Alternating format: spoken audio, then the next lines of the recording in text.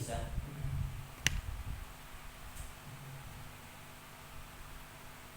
di suatu desa, tidak saya sebutkan, seorang yang ya dia itu suka jajan, ya, dalam tanda kutip apa, main wanita PSK, dan masyarakat mengetahuinya. Kemudian positif itu selang waktu lamanya, ya, entah berapa tahun, kemudian orangnya, tetangganya nggak mau mendekat, orang-orang di sampingnya tidak mau mandikan, ya, tidak mau mandi, ojo tularan, ojo main kapok, dan sebagainya. Tapi pada akhirnya ada yang mandikan. Nah ini harus ada yang mandikan. Ya dia muslim, dia melakukan dosa besar berzina, dan bisa jadi di akhir hayatnya dia bertobat kepada Allah Subhanahu Wa Taala, kita nggak tahu. Ya. Tapi sampai kalau tidak mengurusi jenazahnya, berupa memandikan, mengkafani, mensalati, maka kalau semuanya seperti itu, semuanya berdosa. Karena dia bagian dari kaum muslimin.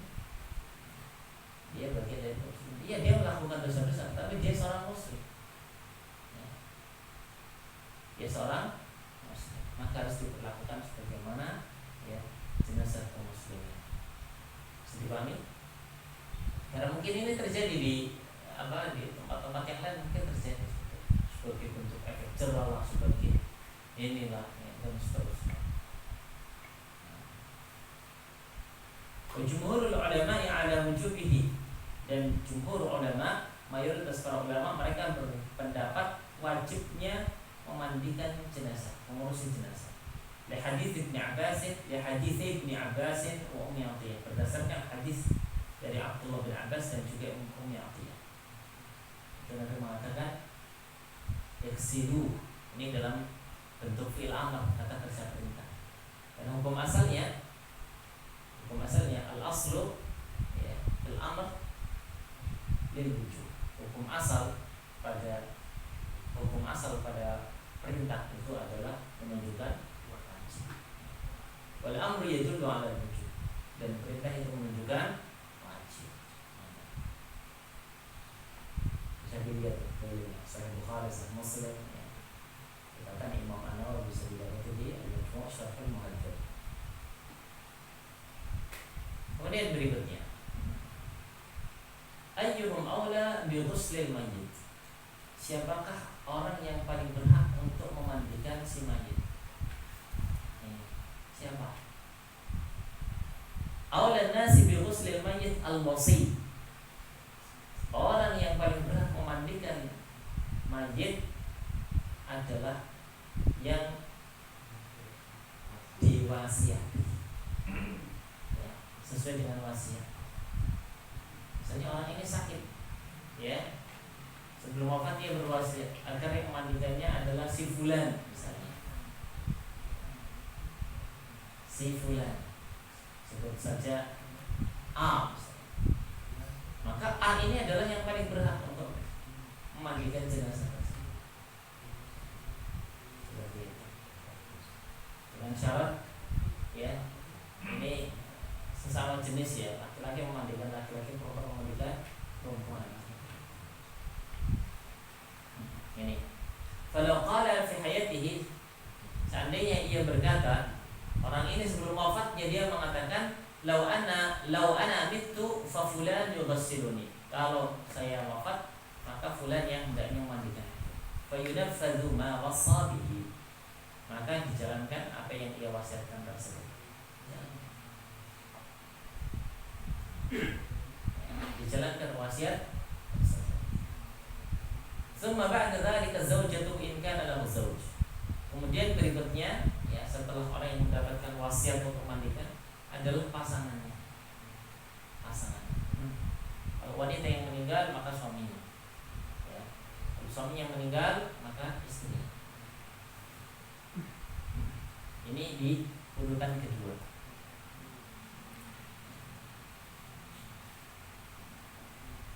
Semal aqrabu fal aqrab. Kemudian yang paling dekat dan yang paling dekat. Ya. Yang paling dekat dari sisi apa? Dari sisi nasabnya. Dari sisi nasabnya.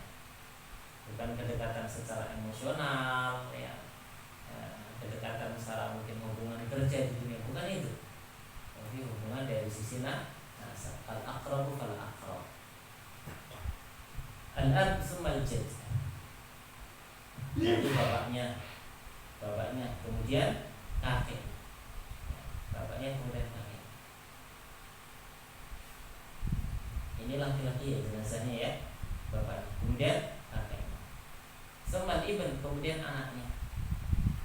Semal ibn ya, kemudian cucu laki-lakinya dari anak laki-laki. Semal akh, kemudian saudara laki-lakinya si mayit, saudara sekandung, saudara sebapak, saudara seibu. Sama ibn al-akh, kemudian anak laki-laki dari saudara laki-lakinya si mayit. Berarti apa? Keponakan ya? Keponakan laki-laki. Semal am, kemudian paman si mayit. Itu paman di sini adalah saudaranya bapak ya, bukan saudaranya ibu. Al-am di sini adalah saudaranya bapak. Paman dari pihak bapak. Bapak punya saudara laki-laki, nah itu yang disebut sebagai am. Kalau saudara laki-laki dari ibu itu disebut khalun, bukan amun tapi khalun. Nah setelah paman yaitu ibnul am, anak laki-laki paman, berarti sepupu ya. Iya sepupunya laki-laki dari ya anak pamannya ya. Qala Asy-Syirazi, sebagaimana yang disebutkan dan diterangkan oleh Asy-Syirazi. Nah, ini urutannya. Siapa yang paling berhak untuk memandikan jenazah? Yang pertama siapa? Wasiat. Yang kedua pasangannya. Yang ketiga bapaknya. Al-aqrab ya, dari sisi nasab itu bapaknya, kemudian kakeknya, kemudian ya, anak laki-lakinya, kemudian cucu laki-lakinya, kemudian saudara laki-lakinya si mayit, ya, saudara laki-lakinya si mayit, kemudian anak saudara laki-lakinya si mayit, kemudian pamannya, ya paman dari pihak bapak ya, kemudian anak pamannya, seperti itu. Jadi tidak berpindah langsung kepada apa namanya, kepada tukang yang mandikan jenazah. Harus mengkonfirmasi dulu ya ke keluarganya. Ini bapak, ibu, ini kalau dalam Islam ada orang-orang yang berhak untuk mandikan jenazah. Monggo keluarga rembukan dulu. Ini mau dimandikan oleh pihak keluarga, ya, atau oleh tim dokter jenazah. Ini dari rumah sakit dan sebagainya. Kalau memang keluarga serahkan ke tim dokter jenazah saja, ya sudah. Jadi dikomunikasikan dulu dengan pihak keluarga. Barangkali keluarga ingin yang mengurusnya. Bisa dipahami? Jadi dikomunikasikan terlebih dahulu. Dan alangkah baiknya kita memahamkan dulu siapa orang yang berhak untuk mandikan jenazah. Barangkali bapak pernah memberikan, misalnya kalau yang wafat itu seorang bapak, barangkali bapak pernah ngomong ya atau mengucapkan keinginan atau wasiat apa sebelum wafat, mungkin nanti kalau wafat mau dimandikan oleh siapa gitu. Nggak ada, mungkin pasangannya ibu barangkali berkenan untuk mandikan bapak ya, pasangan. Kalau tidak ya urutannya seperti ini dalam syariat Islam gitu. Itu bapak apa namanya, orang tuanya, kemudian sibahnya, kemudian anak laki-lakinya, kemudian cucu laki-lakinya, kemudian saudara laki-laki yang sekandung, kemudian anak saudara laki-laki yang sekandung, kemudian pamannya, kemudian anak pamannya. Bagaimana? Monggo dipastikan dulu kalau ya keluarga tidak menyanggupi atau memang ingin menyerahkan kepada tim dokter, ya insya Allah nanti kami akan urus. Jadi diberi waktu. Tapi pada umumnya kalau ya masyarakat kita ya, itu menyerahkan sepenuhnya kepada tim dokter biasanya. Kalau wafatnya itu di di rumah sakit misalnya, atau bahkan di tengah masyarakat ya, di tengah masyarakat sering kejadian seperti itu ya, mbah kaum ya, mbah kaum seperti itu. Alangkah bagusnya itu biar keluarga itu bukan dulu, barangkali dari orang-orang ini yang disebutkan di sini dia mampu untuk memandikan jenazah, ngerti hukumnya, ngerti tata caranya, dia ingin berpahala ya, ingin memperlakukan jenazah saudaranya dengan baik. Jangan buru-buru ditawarkan ke tim hukum. Monggo dari keluarga dimusyawarahkan dulu, dipahamkan dulu ini mengenai kalau dalam Islam ini seperti ini.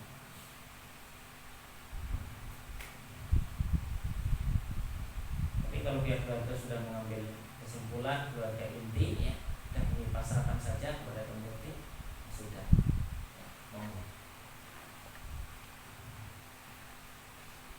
Sepertinya tadi ada pertanyaan yang mau tanya. Mau berkaitan dengan wasiat ini yang paling berhak itu berarti wajib dia. Di mana? Dia yang paling berhak ya, ukurannya bukan wajib. Jadi kalau saya mau wasiatkan pada Mas Bagus gitu, dia harus sepakat ya atau tidak. Tapi dia tidak terbebani wajib membantu saya. Ya, pertanyaan bagus. Mendapatkan wasiat untuk memandikan jenazah, tapi tidak berkenan ya. Tidak berkenan untuk memandikan jenazah, maka apakah ia berdosa? Kalau memang ia mampu untuk mengerjakannya, maka ia mengerjakan, dan itu yang terbaik. Tapi kalau dia tidak mampu, tidak berkenan ya, atau karena ada suatu uzur dia mengalihkan kepada pihak yang lain, maka tidak mengapa.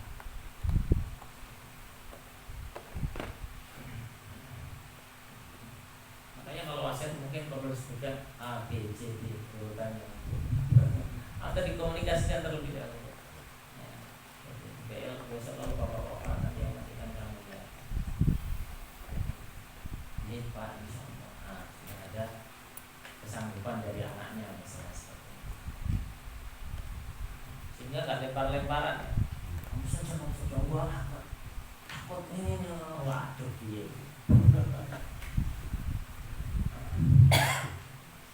Ya, kita lanjutkan. Wa yuqaddam ala kulli man taqaddam al-a'raf bi sunnatin li ghuslin. Nah, ini catatan penting. Kalau ini urutan tadi dari sisi nasab ya. Dari sisi nasab. Nah, wa yuqaddam ala kulli man taqaddam. Namun ini perlu diperhatikan. Hendaknya didahulukan dari semua orang ini, didahulukan al-a'rafu bi sunnatin li ghusli. Didahulukan yang lebih ngerti, yang lebih paham tentang bagaimana memandikan dan mengurusi jenazah. Jadi bukan hanya sekedar kedekatan dari sisi nasab, tapi mana yang lebih ngerti, lebih paham untuk memandikan jenazah. Meskipun dari sisi nasab mungkin jauh, misalnya al-ammu, paman di sini. Ya, paman ini udah agak cukup jauh karena melewati beberapa orang di atasnya. Tapi paman ini dia yang mondok misalnya, dia yang belajar ilmu syar'i, paham tentang fikih, memandikan jenazah, mengkafani jenazah dan seterusnya. Maka dia yang lebih berhak daripada yang lain. Bisa dipahami? Yang lebih berhak daripada yang lain.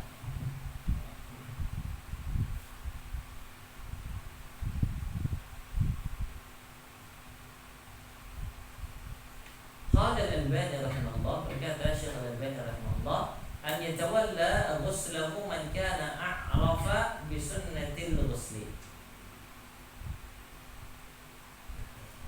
Hendaknya yang mengurusi prosesi pemandian jenazah man kana a'raf, yaitu orang yang lebih ngerti, lebih paham terhadap sunnah-sunnah atau petunjuk memandikan jenazah. Ya, memandikannya tidak asal-asalan ya. Dia memandikannya ini dengan sesuai tuntunan Nabi Sallallahu Alaihi Wasallam. Tidak sembarangan. Saya nggak tahu kalau di luar apakah ada yang proses pemandian jenazah itu dengan ngawur atau tidak. Kalau apa mungkin sebagian menyelisih syarat ya mungkin ada. Misalnya apa? Misalnya proses pemandian disaksikan oleh anggota keluarga semuanya atau oleh orang banyak, hanya ditutupi oleh jari 1, 2, 3 orang-orang pada ya iya ya yang tinggi-tinggi pada dia ya. Nah, ini nggak benar.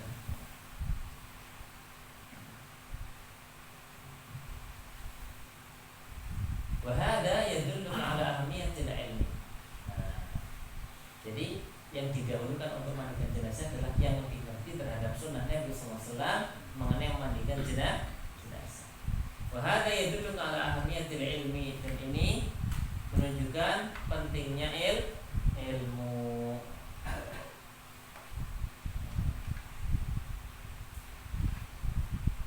Dan ini menunjukkan pentingnya ilmu. Maka yang didahulukan adalah yang lebih ngerti tentang ilmu memandikan jenazah. Wa anna kullal asya' mahkumatun ilaihi hatta ala mustawa tawriyati tafsir. Dan segala sesuatu itu hendaknya diserahkan kepada yang berilmu sampai dalam hal masalah memandikan jenazah. Dalam Islam seperti ini.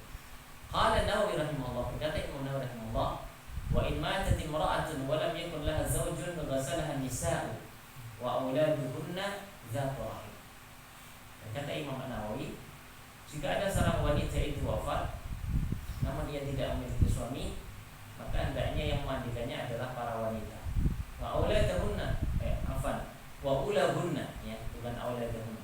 Wa ulahunna, dan yang paling berhak dari para wanita dzatu rahim, yang memiliki hubungan rahim.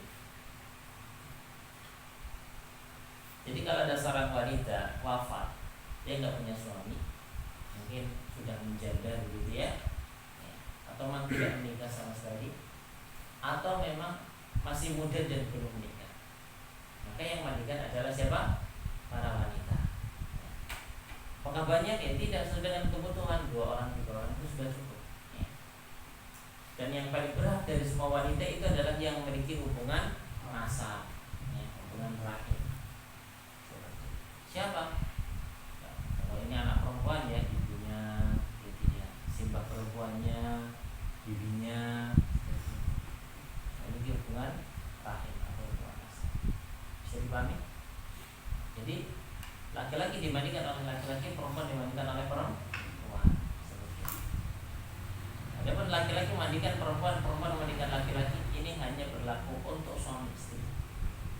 Dan berlaku pula untuk anak kecil yang di bawah 7 tahun.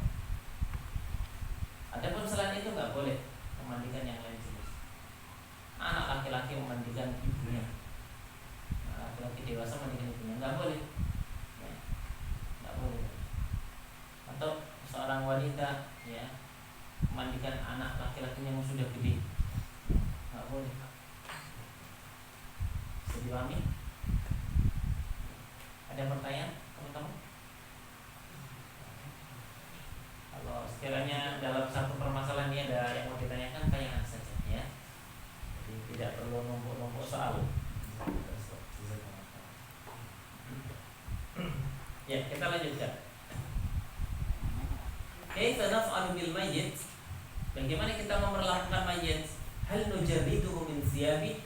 Apakah kita melepaskan pakaiannya? Kita menelanjanginya, artinya melepaskan pakaiannya. Ini kalau seorang mayit, ya, seorang meninggal, apakah pakaiannya dilepaskan? Ya. Alaika ya man aradta at-taghsil an tujarridal mayyit min thiyabihi. Wahai orang yang hendak memandikan jenazah, kamu wajib untuk tujarridal mayyit min thiyabihi, melepaskan pakaian dari si mayit, illa ma yastur auratahu, kecuali yang menutupi auratnya, min suratihi ila rukbatayhi, dari pusarnya sampai kedua lutut, maka itu dibiarkan. Maka itu maka tidak mengapa. Kalau seorang sudah wafat itu kita ambil gunting, digunting pakaiannya, digunting, ya, digunting pakaiannya, sambil di atas itu di apa? Tutup kain, jaring misalnya.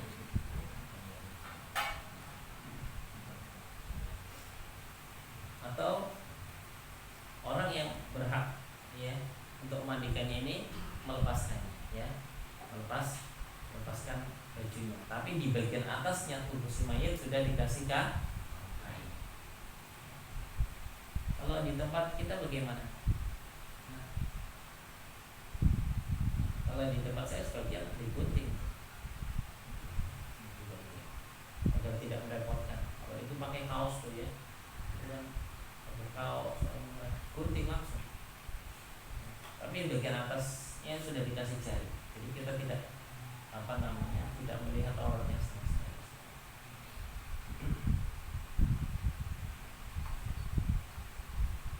Hada ma kana ma'mulan bihi fi 'ahdi Rasulillah sallallahu alaihi wasallam. Dan ini yang diamalkan di masa Rasulullah SAW. Itu pakaiannya dilepaskan, digunting begitu, kecuali yang ada di antara pusar sampai kedua lutut, maka itu dibiarkan.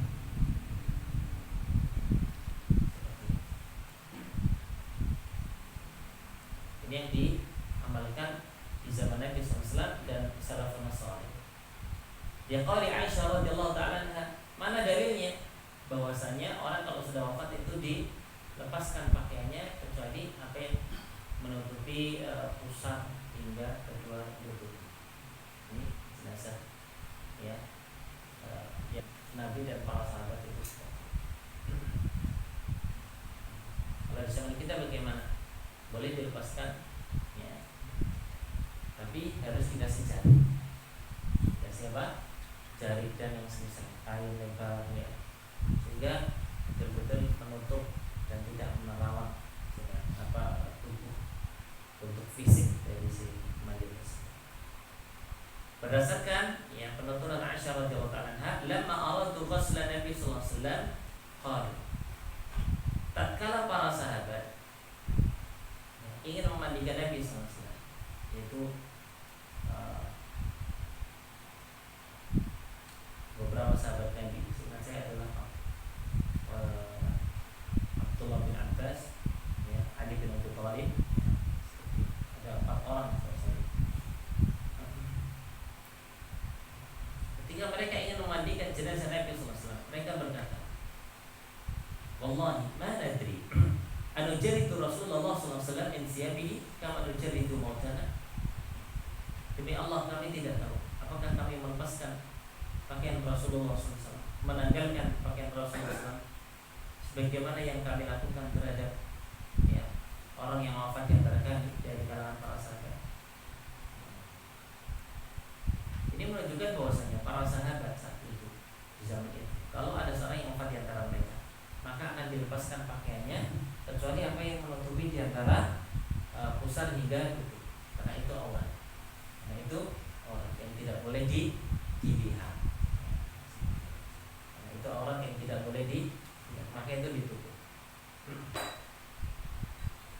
Wassahabat kanu yaf'alunahu, dan para sahabat dahulu seperti itu. Kalau ada di antara mereka yang wafat, maka dibuka pakaiannya kecuali apa yang ada di antara pusar sampai lutut. Amma ma fu'ila bi Rasulillah sallallahu alaihi wasallam annahu ghussila fawqa thiyabihi fa hadha khasun bihi.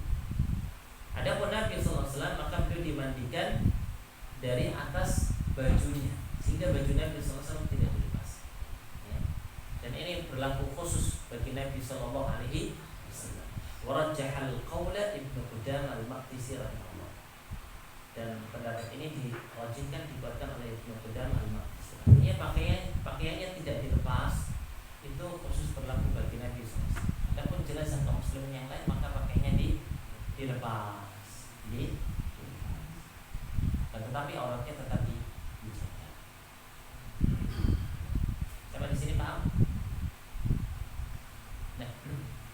Saya mendapati kisah ada jenazah namanya satu dua.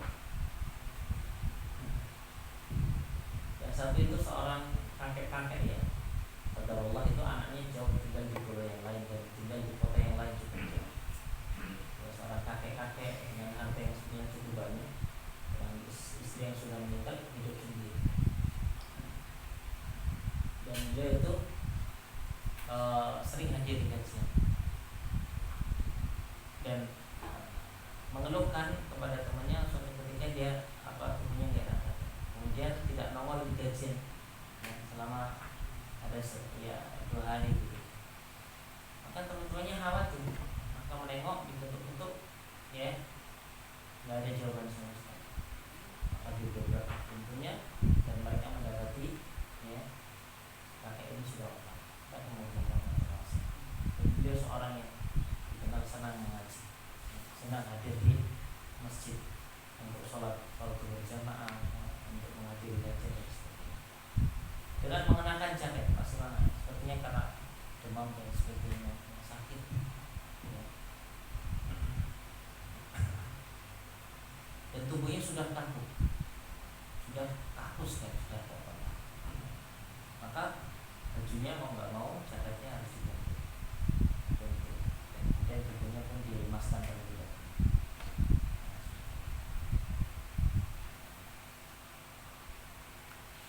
Ya, seperti ada yang mau tanya tadi ya, mau silakan. Jadi untuk suatu sholat tidak tapi maksudnya apakah ada zikir tetap dikenakan bagaimana? Bagaimana? Ini cukup Ustaz. Nabi.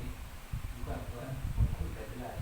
Kita misalnya yang berduduk ke bawah itu tidak usah dilepas.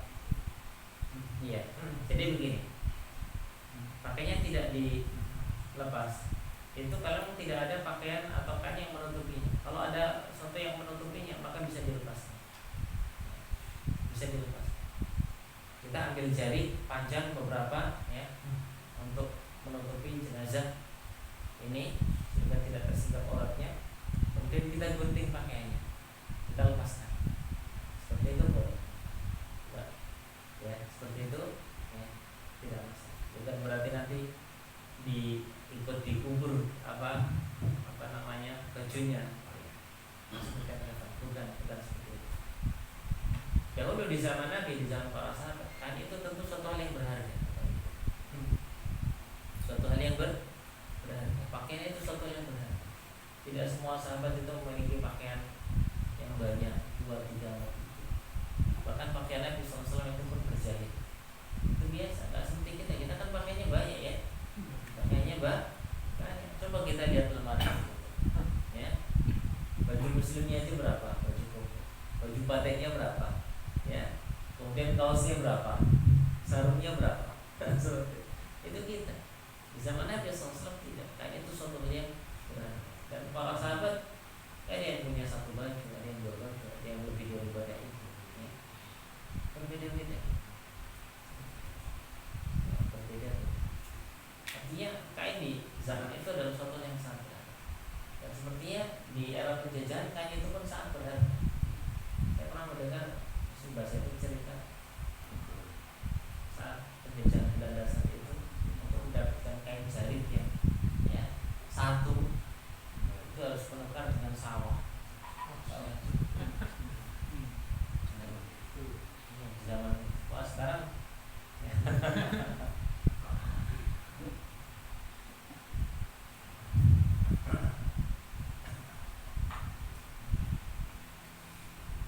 Maka ketika memandikan dahulu dibuka pakaiannya, tapi untuk yang pusar sampai lutut itu dibiarkan.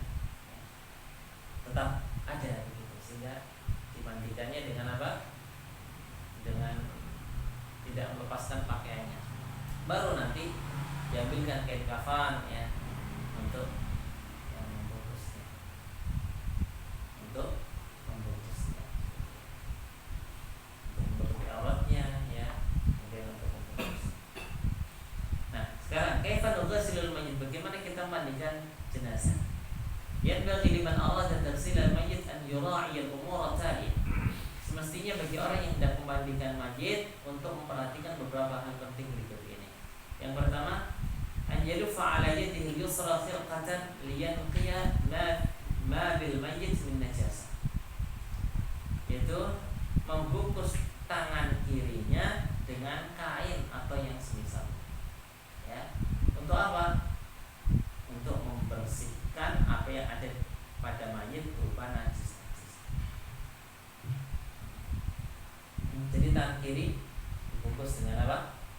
Kain, waslak, ya, dan yang semisal. Atau apa namanya? Sarung tangan ya, sarung tangan.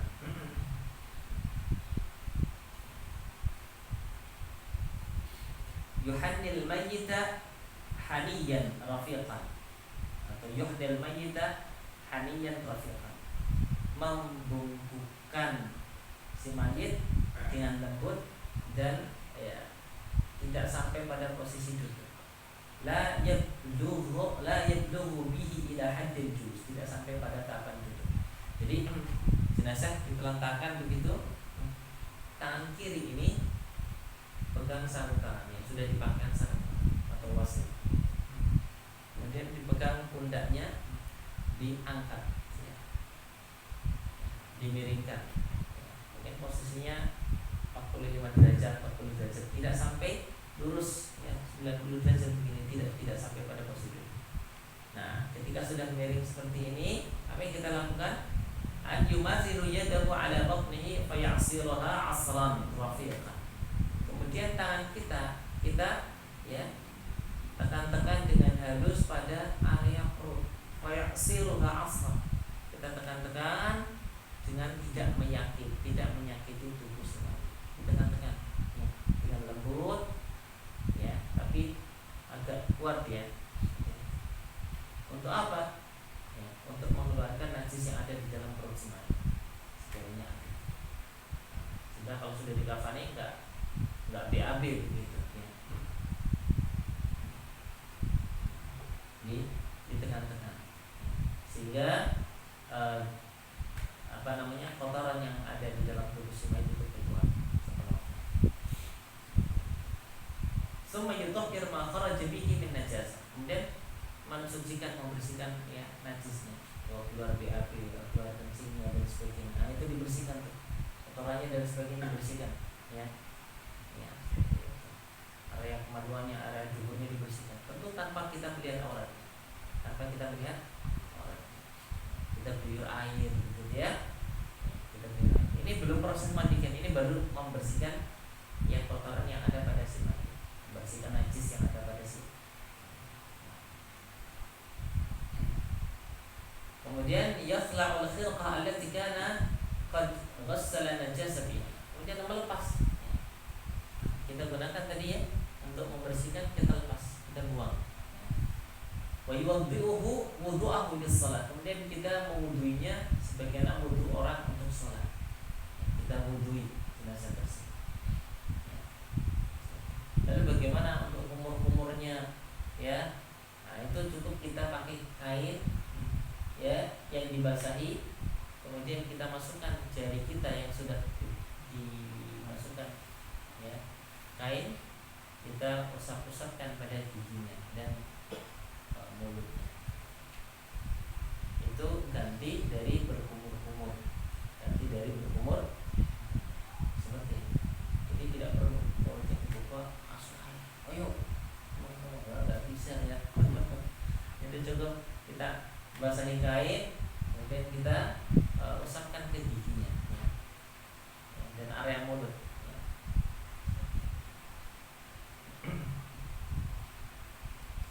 Berkata Imam As-San'ani, wal hikmatu fil amr bil wudu' tajdidu simatil mu'min fi dhuhurihi atharil hurrati wa tahjil. Dan hikmah dari perintah untuk memandikan, untuk mewudui si mayit ini adalah untuk memperbarui tanda orang yang beriman, yaitu nampaknya bekas wudu, asaril ghurrati wa tahjil, itu dan dampak atau pengaruh dari ya wudu. Itu akan bercahaya bahaya ya, di sisi Allah Subhanahu wa taala. Faedah wal madmadah wal istinsyaq muta'adziratun fi haqqil mayyit. Nah, madmadah berkumur-kumur dan istinsyaq yaitu memasukkan air ke hidung ya. Itu adalah hal yang tidak mungkin dilakukan pada mayit. Fatuballu khirqatun bil ma'i wa tumarrahu ala famihi wa anfihi. Maka cukup kita membasahi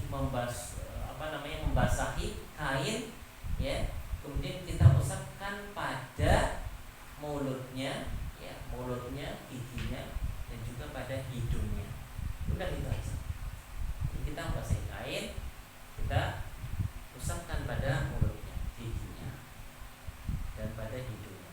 Itu sudah cukup menggantikan madmadah, kumur-kumur dan menggantikan istinsyaq untuk air ke hidung.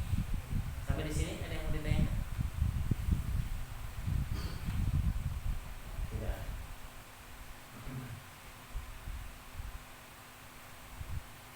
Untuk membersihkan hidung berarti dengan air basah. Iya. Harus masukkan jari ke lubangnya, enggak cukup di depannya gitu ya. Ya kita kalau bisa masukkan ya dengan lembut. Tapi kalau nggak bisa jangan dipaksa. Mungkin hanya di bagian depan saja. Mungkin atau kain sedikit agak dimasukkan itu pun boleh. Sehingga bersih bagian dalam hidung.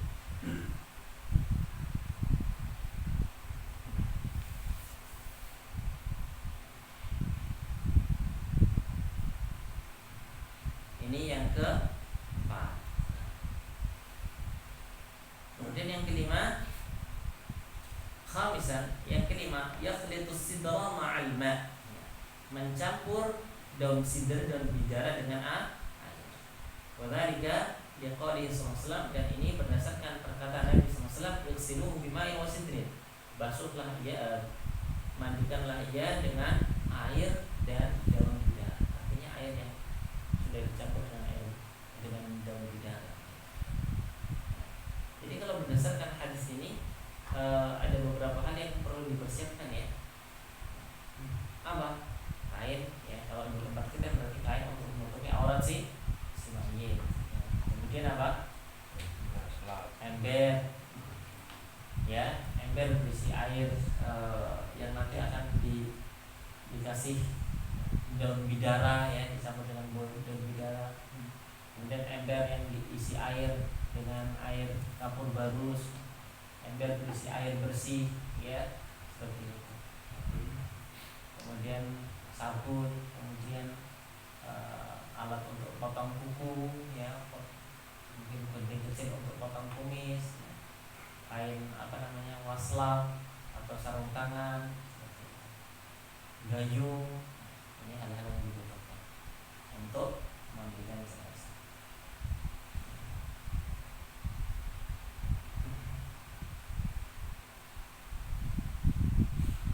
Qala Ibnu Utsaimin, berkata Syekh Utsaimin rahimahullah taala fi syarhihi li hadis Ummi Athiyyah, ketika beliau menjelaskan hadis Ummi Athiyyah. Hadis Ummi Athiyyah tadi yang mana? Itu Ummi Athiyyah dengan beberapa wanita memandikan putri Nabi sallallahu alaihi wasallam. Syekh Utsaimin mengatakan annahu yanbaghi an yakhrita as-sidra fi ma'i taghsil al-mayyit. Seyogyanya mencampur sidr daun bidara ke dalam air yang digunakan untuk memandikan jenazah. Karena sidra yahsul bihi tandhif wa huwa barid ala al-jild fala yulajjinuhu bi khilaf as-sabun. Seyogyanya mencampur daun bidara ke dalam air yang digunakan untuk memandikan jenazah, karena daun sidr itu yang lebih taufik bisa membersihkan dengan bersih, dengan bagus. Wahubah itu, dan daun sidr itu sifatnya dingin ya, di kulit. Fala yulajjinuhu, maka tidak membuat tubuh itu menjadi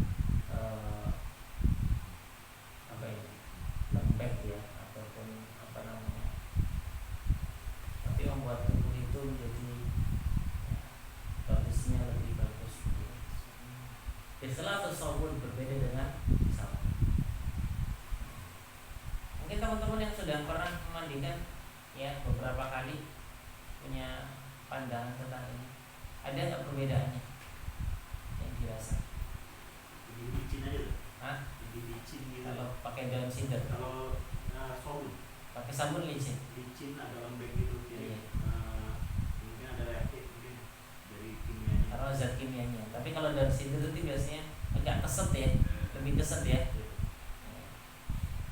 Daun cider itu dijual, biasanya dapatnya atau yang Olahan ada juga yang tabur gitu. Biasanya udah dapat yang tabur sih, ada yang ngasih juga gitu. Oh gitu. Tapi ada juga yang punya gitu. Atau yang daun nanti ditumbuk. Iya. Ada. Olahan tadi kayaknya ada juga sih.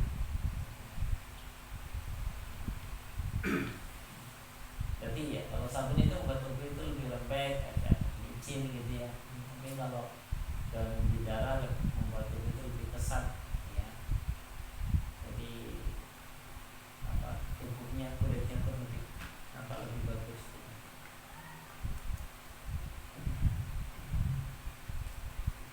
Saya di sana yang kanan yughassil ra'sahu wa lihiyatahu, membasuh kepalanya dan juga janggutnya ya. Janggutnya ini yang punya jenggot ya. Jadi kepalanya, rambutnya dibasuh, dibersihkan ya. Nah kalau sudah dibersihkan rambutnya ya, kemudian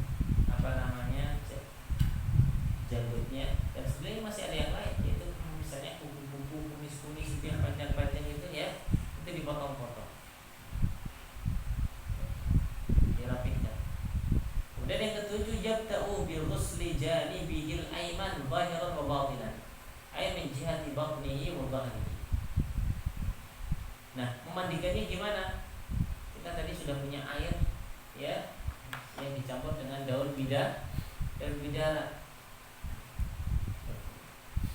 Kita gunakan untuk mengguyur dan membersihkan bagian tubuh yang kanan terlebih dahulu ya.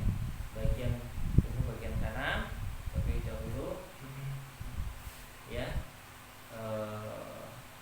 dada turun ke perut ya, begitu. Kemudian punggungnya juga demikian ya, kanan ya, terlebih dahulu.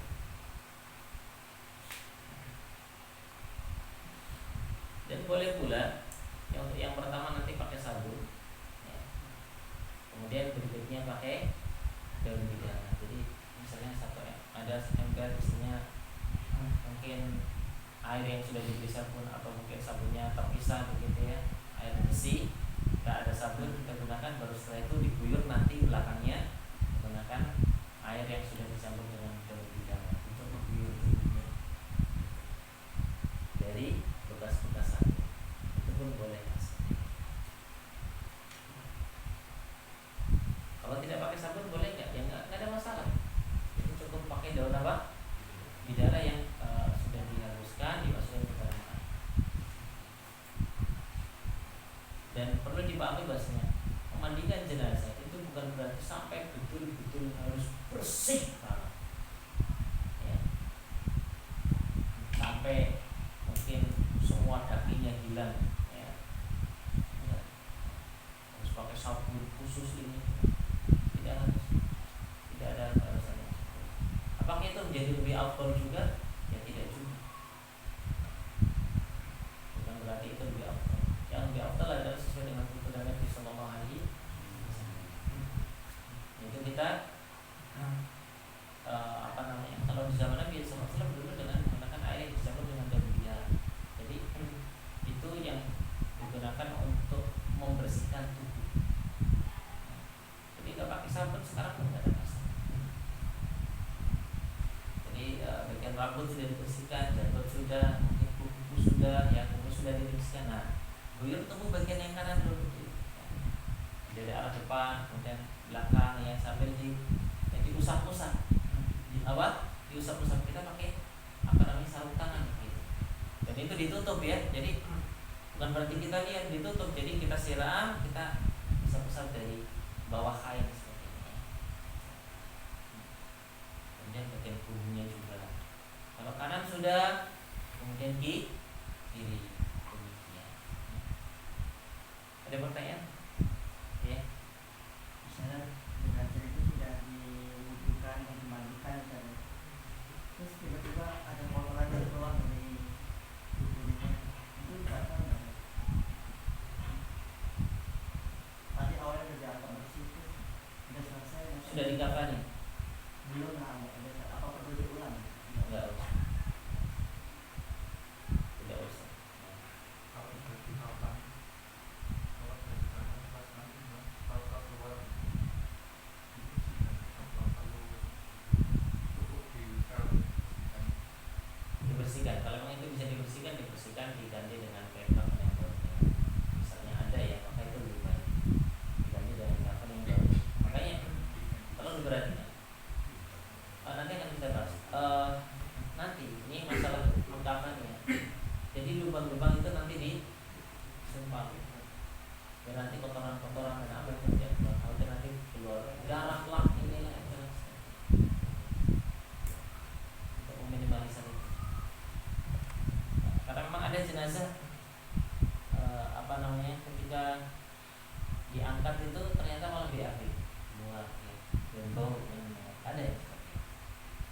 Bahkan ketika ketika mau diturunkan ke liang lahat ya ada. Mungkin teman-teman pernah menyaksikan ya. Maka penting ini ilmu ya. Bahwasanya ketika proses mengkapan itu hendaknya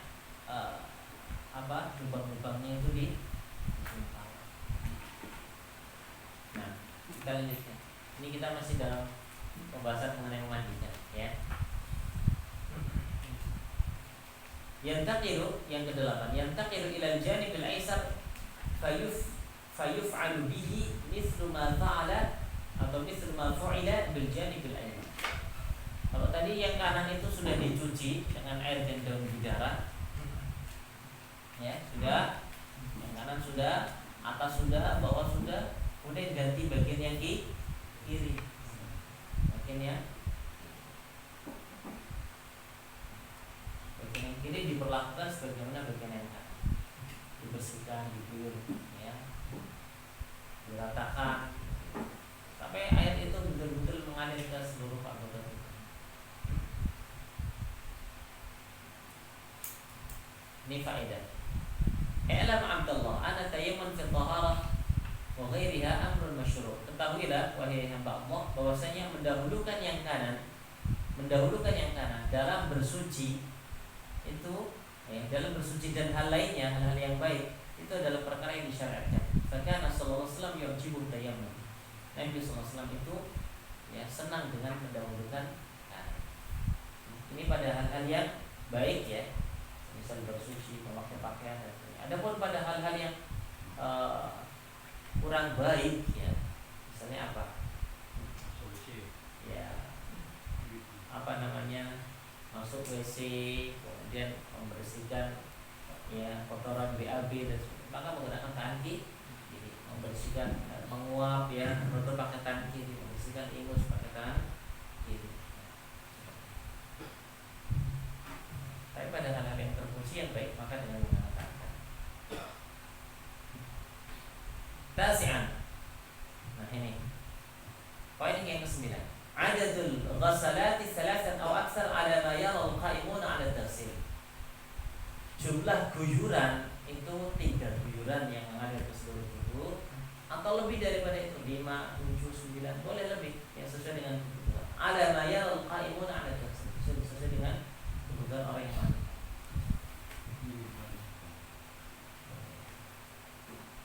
Antakun al-ghasalatu bil-tarab, dianjurkan membasuhnya itu ganjil.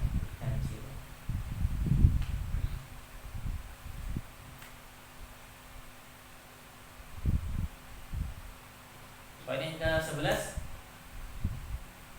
an yuj'ala fil akhirati kafuran. Nah, yang terakhir itu adalah air yang diberi kapur barus ya. Jadi setelah tadi digunakan mandi pakai air bidara ya, sudah diguyur, bagian kanan atas, kanan belakang sudah dimiringkan, ya, ke kanan atas, kiri dulu, kiri atas sudah dimiringkan, kiri belakang sudah. Nah sudah, banyak sudah bersih, usap-usap sudah bersih. Nah kemudian pakai air dengan campuran kapur baru. Ini sebagai bilasan terakhir. Ya, ini sebagai bilasan terakhir. Apa faedahnya? Yusallibul jasad, menjadikan tubuh itu menjadi rapat, menjadi kuat, kokoh. Wa yatrudu 'anil hawa. Saya lupa ya.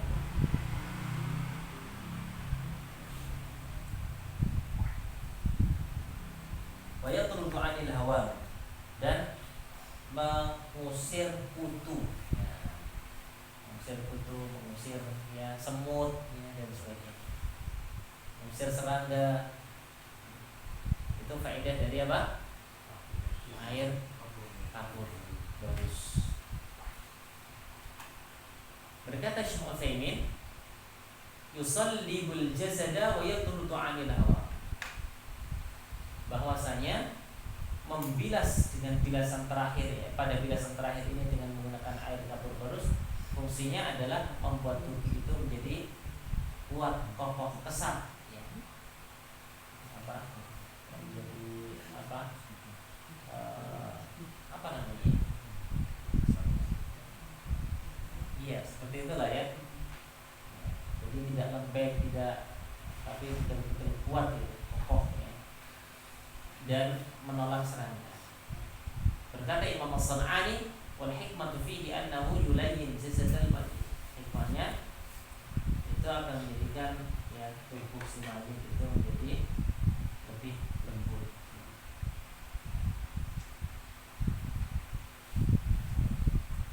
Barakallahu fikum. Ya. Ada pertanyaan ya, ikhwah? Kalau dari itu Pak harus ditumbuk juga atau hampalan? Boleh ditumbuk, boleh tidak. Dicampurkan, ya, dicampurkan ke air, kemudian digunakan untuk membilas pada bilasan terakhir.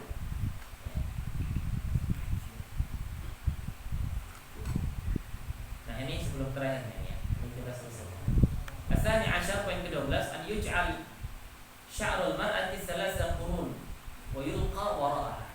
Nah, kalau pada wanita maka rambutnya itu dikepang menjadi 3, ya, rambutnya dikepang menjadi 3,